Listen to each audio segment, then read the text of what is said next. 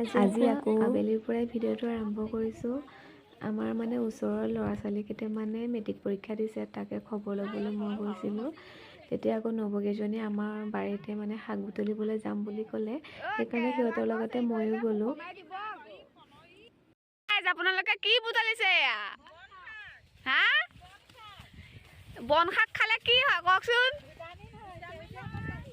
কি ভিটামিন হয়? ব্লাডটো ভালে থাকে। মই বোলে আকৌ এই 10,000 টকা পইচাটো দিছে বুলি মই গোটত 10,000 পইচা আমাৰ পথাৰত পেলাই দিছে বুলিয়ে ভাবিছো। মমাই এতিয়া 10,000টো বিচাৰিছে বুলিয়ে ভাবিছো।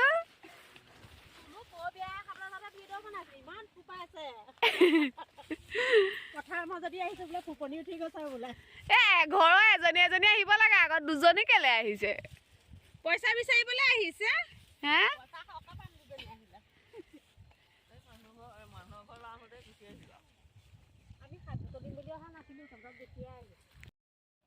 মই ভাবিছিলোঁ নবৌকেইজনীৰ লগতে ময়ো শাক কেইডালমান বুটলিম বুলিয়ে গৈছিলোঁ, মানে সিহঁতৰ লগত গৈ দেখিলোঁ মা মানে বাৰীতে আছিলে। এই কেৰেলা বেঙেনা কিবা কিবি চব্জি কৰি থৈছে, তাৰ তলৰ মানে বনবোৰ মায়ে উঘালি আছিলে আমি নহা আগতে। তেতিয়া মানে তেওঁ শাক বুটলি থ'লে, সেইকাৰণে মই বুটলিবলগীয়া নহ'ল আৰু।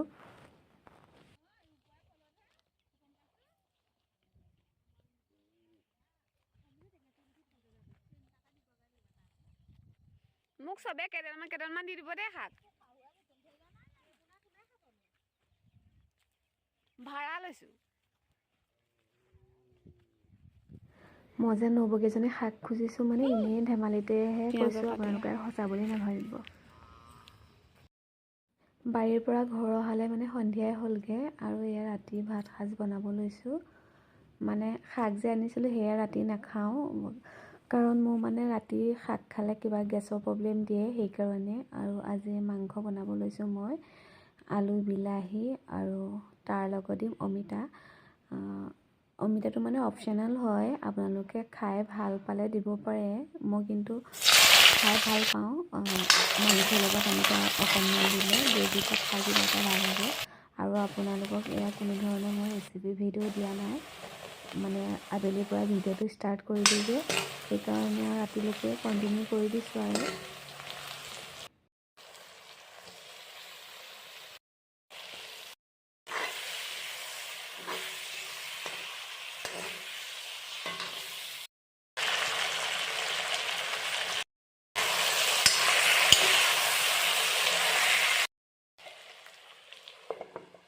মই প্ৰায় ঘৰতে মানে মছলাটো বনাই থওঁ, আৰু ইয়াত মানে বেলেগ মছলা ব্যৱহাৰ কৰা নাই, মাত্ৰ চিকেন মছলা অকণমান দিছোঁ।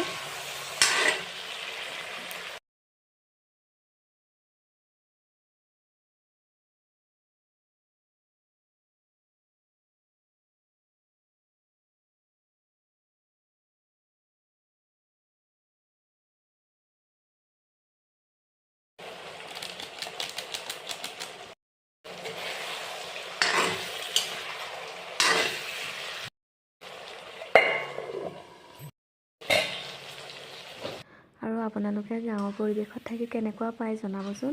মই কিন্তু খুব ভাল পাওঁ গাঁৱৰ পৰিৱেশত থাকি, আৰু মানে যি মন যায় আপুনি সেইটোকে মানে পথাৰ ঘৰলৈ গৈ মানে আনিব পাৰে। আৰু আজিকালিতো জানেই সকলোখিনি বস্তুতে সাৰ প্ৰয়োগ কৰে, সেইকাৰণে মানুহবিলাকো মানে সহজ সৰল গাঁৱৰ, সেইকাৰণে মোৰ ভাল লাগে গাঁৱৰ পৰিৱেশ।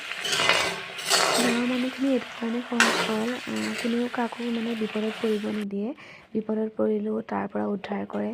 আৰু ঘৰত সকাম হওক বা বিয়া হওক সকলোৱে হাতে কামে মানে কৰে, কোনো কালে এপাহি ৰখি নাথাকে, আৰু সেইকাৰণে কৈছোঁ।